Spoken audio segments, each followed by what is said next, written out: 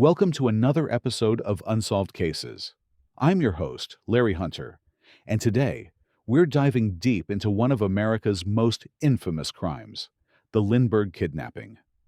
But this isn't just another retelling of a tragedy. Today, we're following the money trail that led to an arrest, examining questionable evidence, and asking the hard questions that still haunt this case nearly a century later. Picture this. It's 1932, and America's golden boy, Charles Lindbergh, the same man who flew solo across the Atlantic, watches helplessly as his 20-month-old son vanishes from their New Jersey home.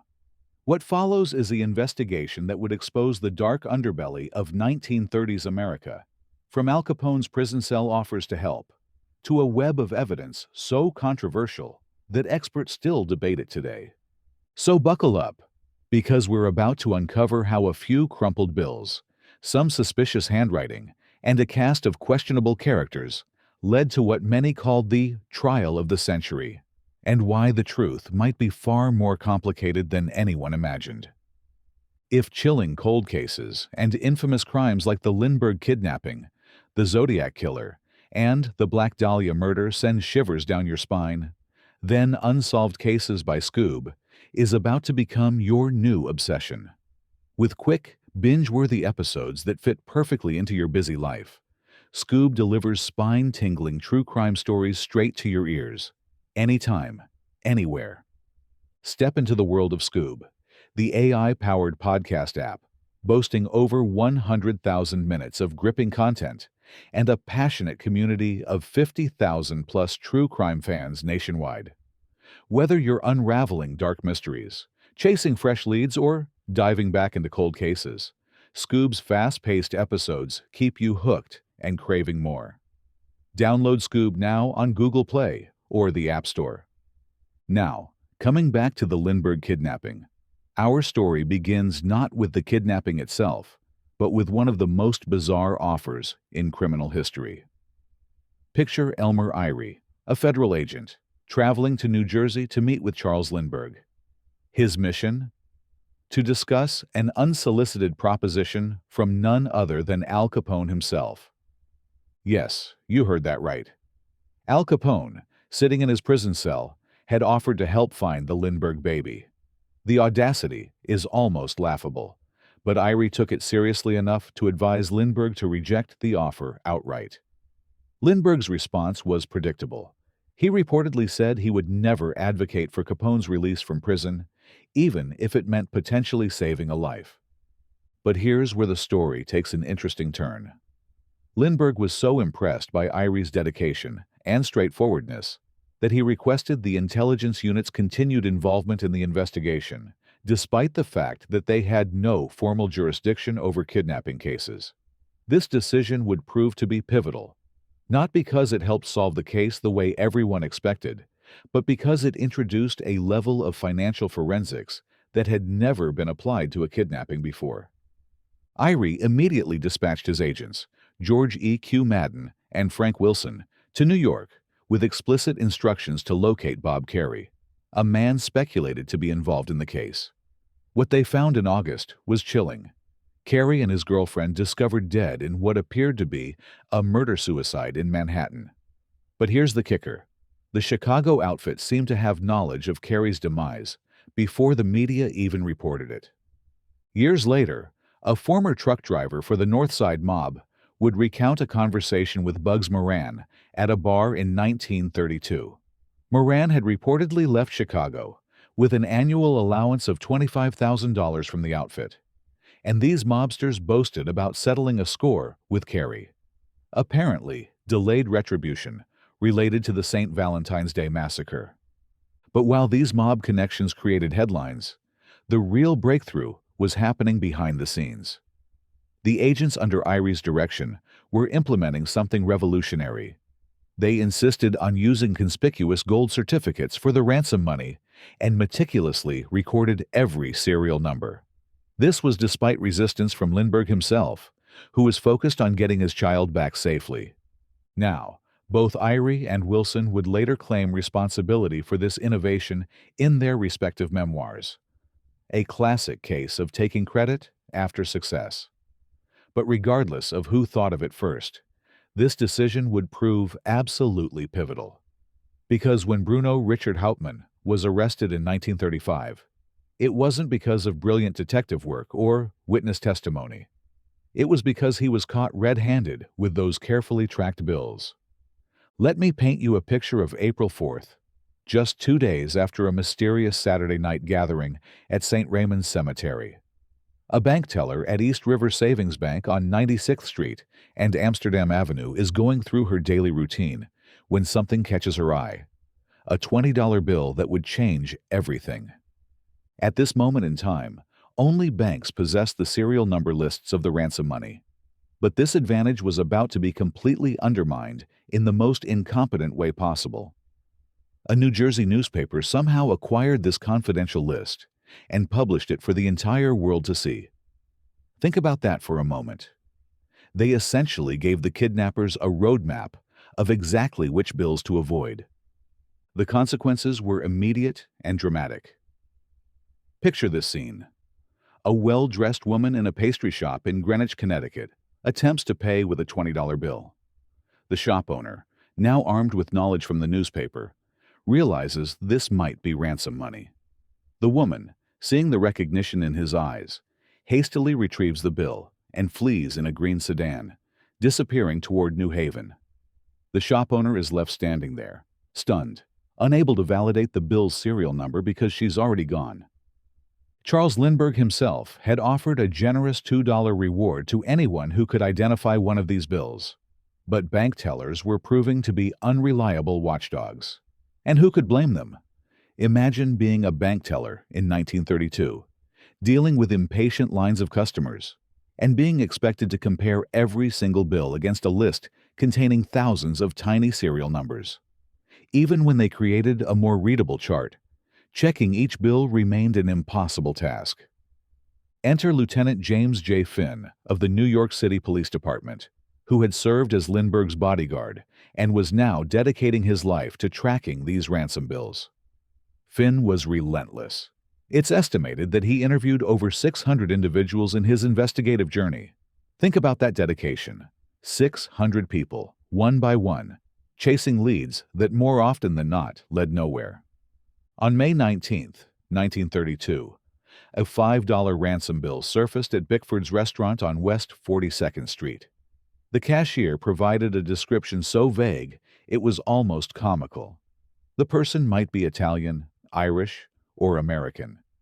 They outlined some physical attributes, but when shown police photos, couldn't identify anyone. It was like trying to catch smoke. The same pattern repeated at the brilliant cafeteria at Canal Street and the Bowery. Another $5 bill, another vague description of the mysterious Cemetery John. They even arrested a regular patron named William Heilewerts, who resembled the description, but he was quickly ruled out, despite bearing similarities to Dr. Condon's description of his mysterious contact. But then came November 26, 1933, and an incident at the Sheridan Square movie theater in Greenwich Village that would prove crucial. A man in a dark hat and suit approached cashier Cecile Barr and paid with a $5 bill. Something about the way he presented it caught her attention. His demeanor, his appearance, something aroused suspicion. It wouldn't be until later investigations that this moment would be connected to Bruno Hauptmann. What's fascinating is how these bills were appearing in a pattern. They weren't random. There was a geographic logic to it, a trail that investigators were slowly piecing together. Each bill was like a breadcrumb, leading them closer to their target. By September 1934, Lieutenant Finn had developed what he believed was the perfect arrest strategy. He was determined to avoid a potentially dangerous shootout, so he orchestrated a plan to apprehend Hauptmann away from his family and apartment, hoping to catch him off guard and minimize risks. Finn's reasoning was simple, but brilliant. He knew that Hauptmann would likely attempt to spend ransom bills at every opportunity, which meant he'd probably have evidence on him when arrested. It was just a matter of patience and timing. Picture the scene. A dozen officers dressed in plain clothes, descended upon the property like shadows, strategically positioning themselves among trees and high brush to remain concealed. 3. Unmarked black Ford sedans were discreetly parked out of sight. The coordination was military precise. Finn, Special Agent Siri, and Detective Corporal Horn in one vehicle. Lieutenant Buster Keaton, Special Agent Thomas Sisk, and Detective Chester Cronin in another. Detective William Wallace, Detective Sergeant John Wallace, and Trooper Dennis Dewar in the third car. As Finn waded through that long night, he was internally grappling with frustration toward the New Jersey State Police and their lack of transparency. The political dynamics within the Detective Bureau had subjected him to numerous setbacks over the years, yet he persisted. For 2.5 years, his team had traveled countless miles in their relentless manhunt. Now, standing at the precipice of potentially solving the Lindbergh case, he felt a mixture of hope and disbelief. At around 8:55 a.m., their patience was rewarded. A man emerged from the house, unlocked the garage, and swung open its double doors. Finn, peering through binoculars, watched a dark blue Dodge sedan reverse down the driveway. What's interesting is that this car had previously been dark green. It had been repainted after the kidnapping, a detail that would later prove significant. Finn zeroed in on the license plate with precision. 4U13-41NY. The pursuing caravan followed cautiously, maintaining distance to avoid arousing suspicion. For nearly 25 minutes, they trailed him into the Fordham area of the Bronx. But then, something unexpected happened. Finn later recalled that Hauptmann suddenly accelerated sharply, forcing them to exceed 50 miles per hour to keep up. What had started as a careful surveillance had quickly escalated into a high-speed chase through the Bronx streets. When they finally pulled Hauptmann over, what they found would seal his fate. One of the carefully tracked ransom bills, tucked inside his wallet like a smoking gun. The arrest of Bruno Hauptmann was just the beginning. What followed was a search so thorough and controversial that it raises questions that persist to this day. Picture Detective Sisk gathering 2 other men, describing how he had observed Hauptmann suspiciously peering out of his window. Determined to uncover anything amiss, the detectives proceeded outside and forced entry into the garage. They discovered the floor covered with heavy 8-inch wide planks slick with oil. Armed with a crowbar, they pried up the unsteady planks and dug into the dirt beneath. About a foot down, they found something: a heavy metal jar. Their excitement must have been palpable as they removed the lid, only to find just a few inches of water inside. Not exactly the treasure trove of evidence they were hoping for. Meanwhile, a heartbreaking scene was playing out on the front lawn. Anna Hauptmann stood anxiously, clutching her baby, watching detectives move in and out of her apartment like ants. Her husband had consistently reassured her that he was innocent, that he had done nothing wrong. She was bewildered and distressed, her frantic pleas for explanation receiving no response, her words hanging unanswered in the tense air. At 12:30 p.m., 2 officers escorted Hauptmann down the front steps and placed him in the back seat of a police car. Anna, her eyes vacant with disbelief, watched the car retreat and vanish from view. When she desperately asked where they were taking her husband, one officer mentioned the Greenwich Street Police Station in Manhattan. The news of the arrest spread like wildfire, and crowds began gathering outside the station house, thronging the entrances on Greenwich and Washington streets. By 2:30 p.m., Anna herself was brought in for questioning. The detectives' questions were pointed and aggressive. How, with her husband unemployed, had they managed to afford expensive furniture? Anna explained they were savers and that Richard had earned money investing on Wall Street. But the detectives pressed further. Was she not aware that the money he'd been spending originated from the ransom paid for Charles Lindbergh's child? They informed her that her husband had been arrested with one of the ransom bills in his wallet.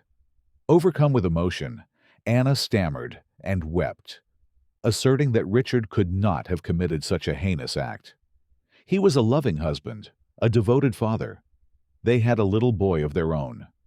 The police eventually concluded that Anna had no knowledge of or involvement in the kidnapping plot and released her, though with a warning to remain available for further questioning.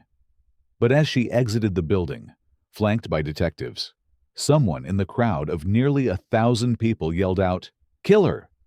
She sought refuge at her niece's home in the Bronx, leaving her child in relative care. But the real controversy was happening back in the Hauptmann apartment, where the search for evidence was intensifying.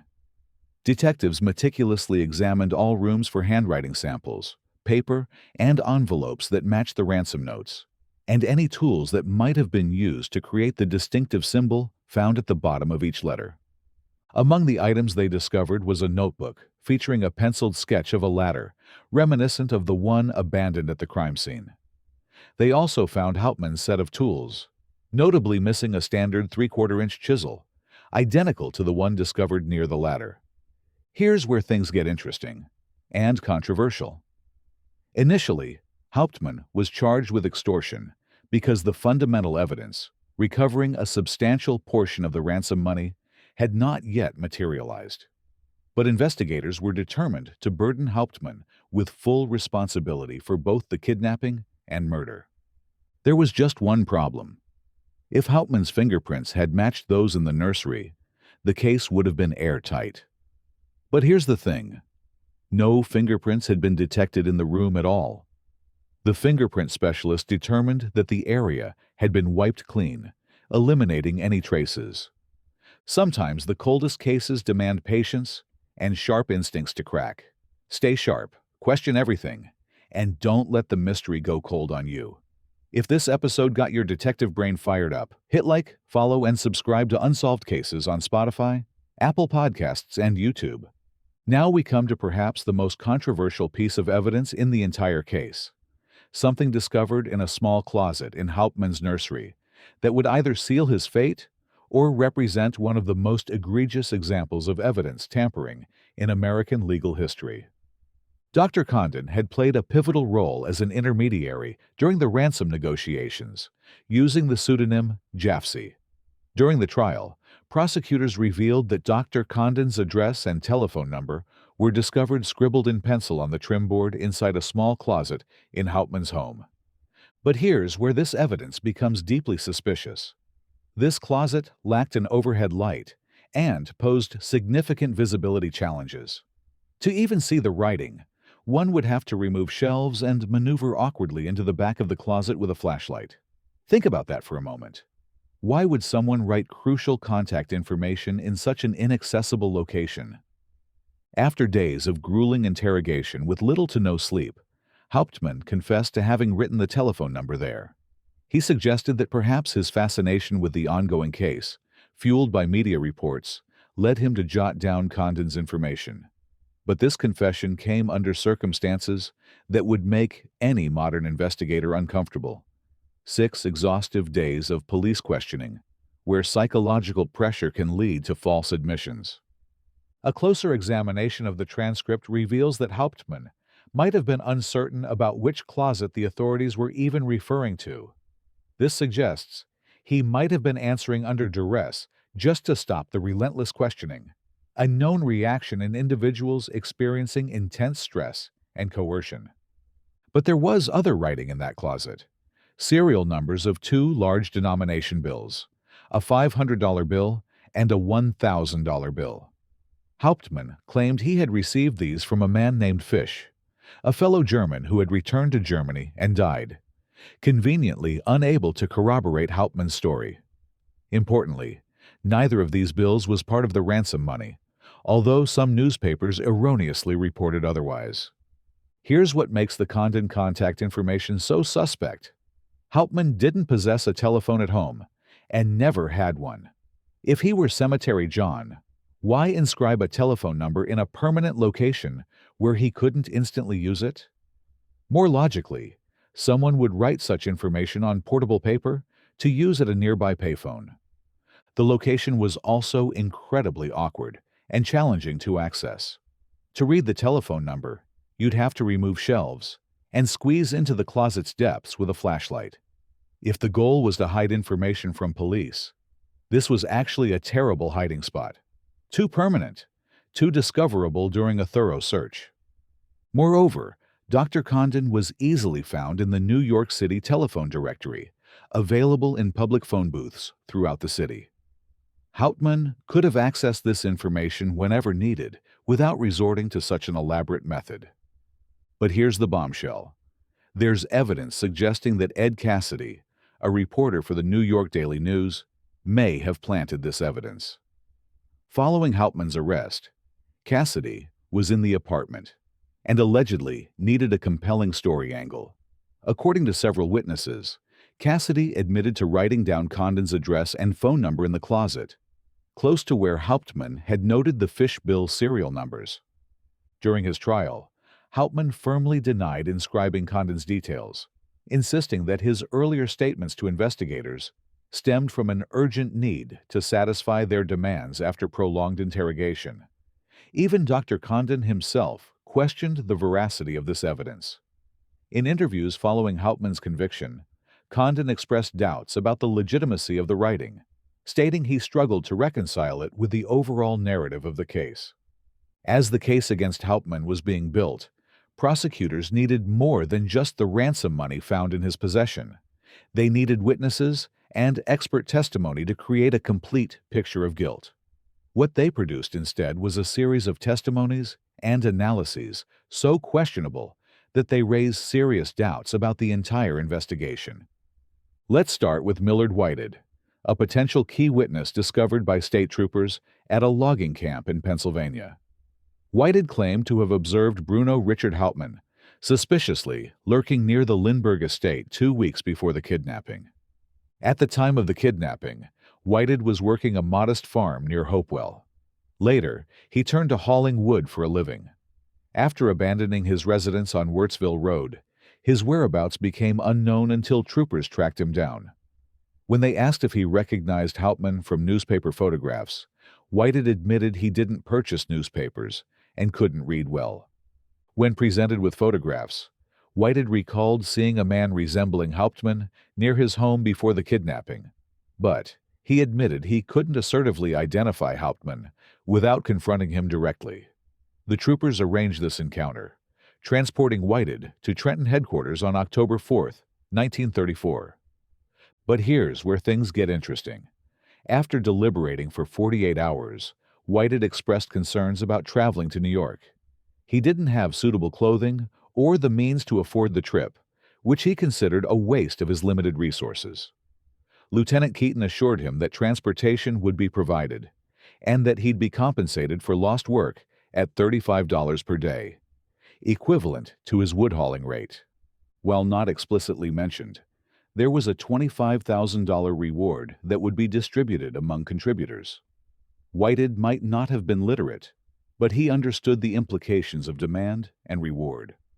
Whited was driven to the Bronx County Jail, where he identified Hauptmann as the second man on the right in an 11-man lineup. He claimed this sighting occurred between February 18th and the last day of February, from around 11:50 a.m. to 12:20 p.m. He described Hauptmann emerging from bushes on Wurtsville Hopewell Road, wearing a gray slouch hat and light-colored suit. But consider the circumstances. An illiterate man who doesn't read newspapers, discovered at a remote logging camp, offered significant daily compensation and potential reward money, suddenly remembers seeing a specific person weeks earlier. The reliability of such testimony should raise immediate red flags. Even more problematic was the handwriting analysis. Albert S. Osborne, a renowned handwriting expert, had composed a detailed examination 2 months after the kidnapping to identify who wrote the ransom notes. This test had been administered to over 100 individuals by the time Hauptmann was arrested. The process of Hauptmann's handwriting examination is shrouded in controversy. It's been suggested that officials conducting the test may have guided Hauptmann on how to spell or deliberately misspell certain words to match peculiarities in the ransom letters. Some accounts indicate Hauptmann was even instructed to copy or trace specific words. Initially, both Albert S. Osborne and his son, Albert D. Osborne, remarked on significant dissimilarities between Hauptmann's handwriting and the ransom notes. However, upon learning that ransom money had been discovered in Hauptmann's garage, the Osbornes reconsidered their position. They faced the risk of appearing incompetent if they failed to link Hauptmann with the ransom notes, especially since their firm stood to gain $11,100 for its services. Hauptmann, in correspondence with his mother, captured the perceived attitude of the handwriting analysts with a phrase, "Whose bread I eat, his song I sing." The younger Osborne's credibility would later be severely damaged when author Clifford Irving attempted to publish a fabricated biography of Howard Hughes. Osborne was brought in to authenticate documents allegedly written by Hughes and, under public scrutiny, declared them genuine. This massive blunder echoed his father's confident assertion during the Lindbergh case that all ransom notes were authored by Richard Hauptmann. As the case moved toward trial, an interesting dynamic emerged within the Lindbergh family itself, one that raises profound questions about certainty and doubt in this most famous of cases. In criminal investigations, there's typically a clear pattern where victims or their families firmly believe in the guilt of the accused from the outset. They actively engage in the investigation and trial process, driven by certainty about the accused's culpability. But the Lindbergh case presents us with something different: a husband and wife who seem to have divergent levels of certainty about Hauptmann's guilt. Charles Lindbergh was reportedly very eager to convince his wife, Anne, of Hauptmann's guilt. Think about what this suggests.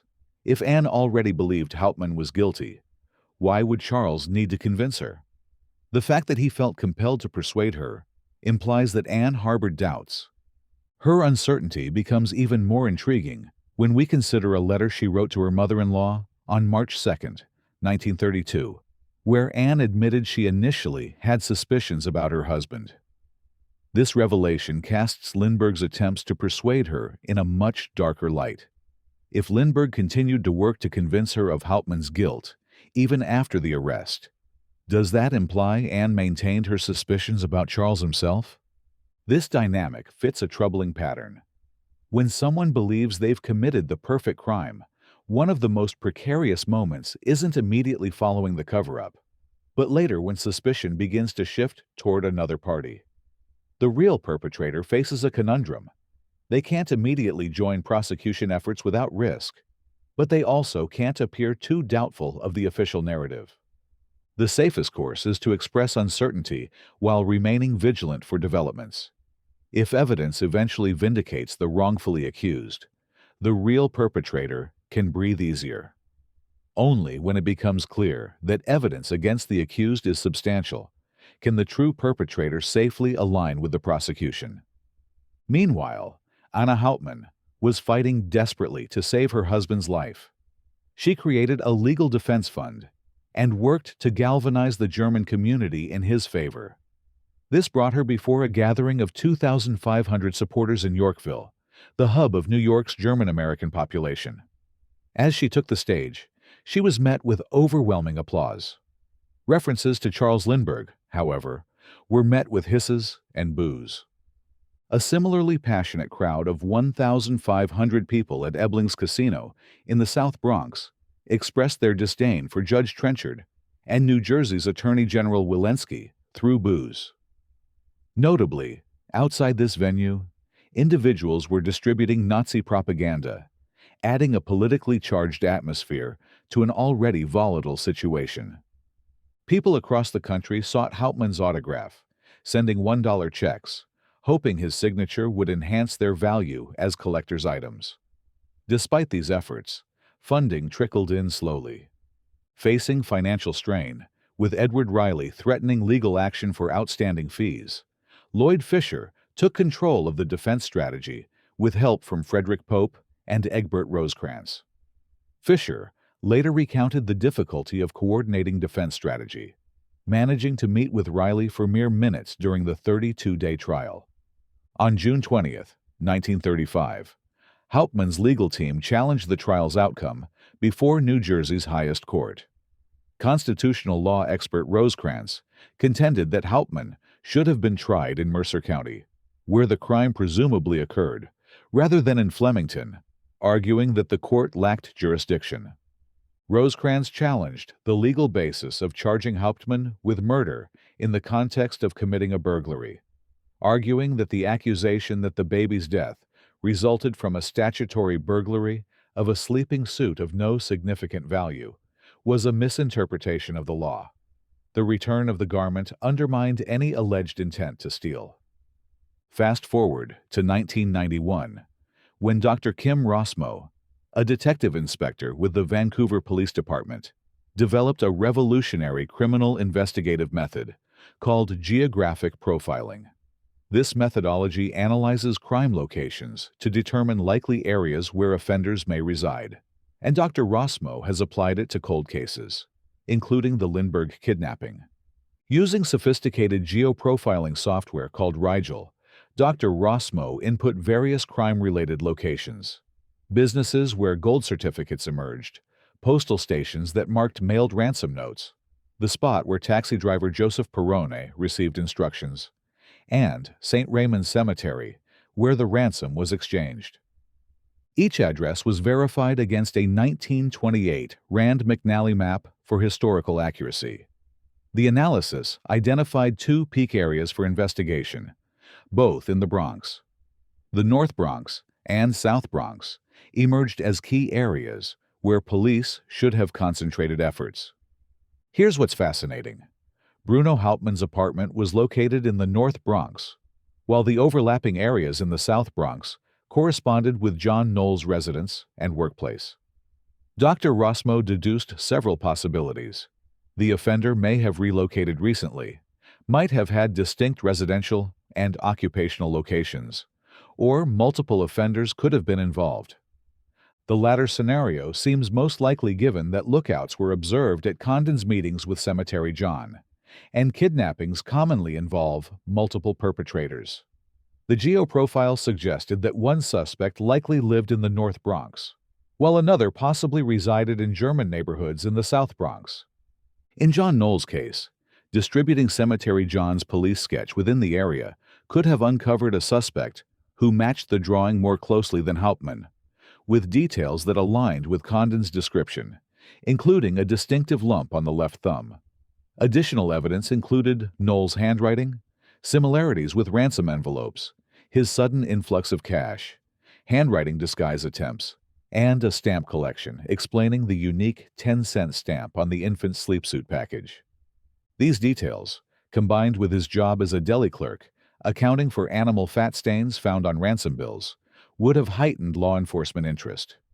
It's worth noting that Knowles enjoyed ample financial resources by late 1934, enough to secure first-class passage back to Germany on a luxury liner shortly before Bruno Hauptmann went on trial for murder.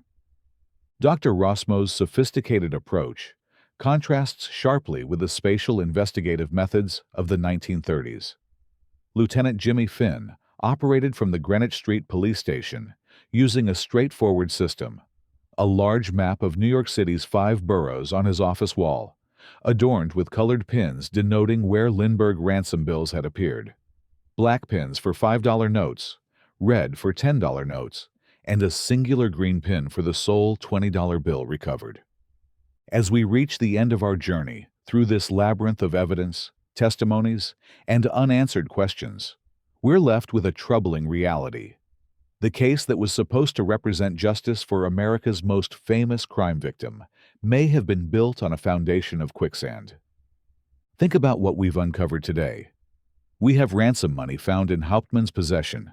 That part is undeniable. But everything else? A witness who couldn't read, discovered at a remote logging camp, and paid handsomely for his testimony. Handwriting experts who changed their conclusions after learning about the money discovery, with financial incentives to reach the right conclusion. Evidence possibly planted by a newspaper reporter seeking a sensational story. A confession extracted after 6 days of relentless interrogation without adequate rest. The investigation that began with Al Capone's bizarre offer from prison and evolved into a sophisticated money-tracking operation ultimately led to an arrest.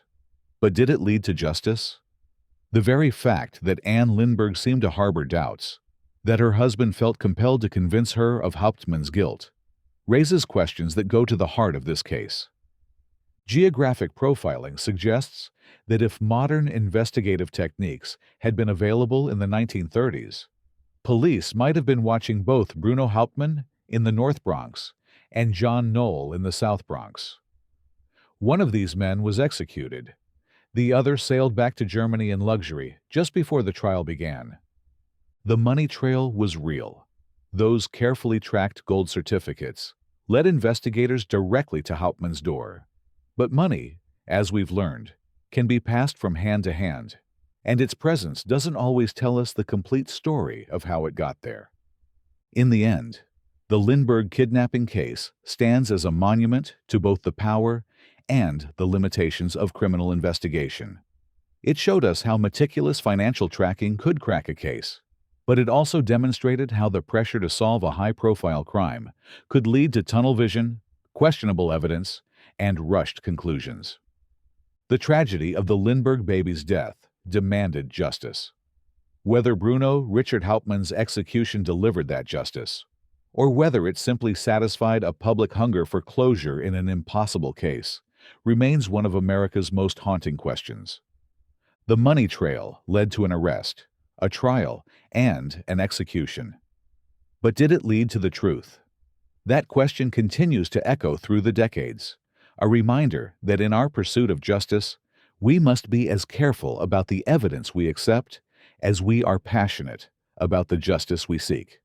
I'm your host, Larry Hunter, and this has been Unsolved Cases, your front row seat to the darkest mysteries and most baffling crimes. Thank you for joining me on this journey through cold cases, shocking confessions, and the minds behind the mayhem. If this episode fired up your curiosity or left you with questions, make sure to like, follow, and subscribe on your favorite podcast platform. Apple Podcasts, Spotify, YouTube, or wherever you're listening right now. And for those of you hungry for more gripping, bite-sized true crime stories and expert insights, from unsolved mysteries and forensic breakthroughs to chilling criminal psychology, check out Skoob, your AI-powered podcast studio app with 1,500-plus podcasts. Download it now from the App Store or Play Store and dive into true crime faster, deeper, and with way more suspense.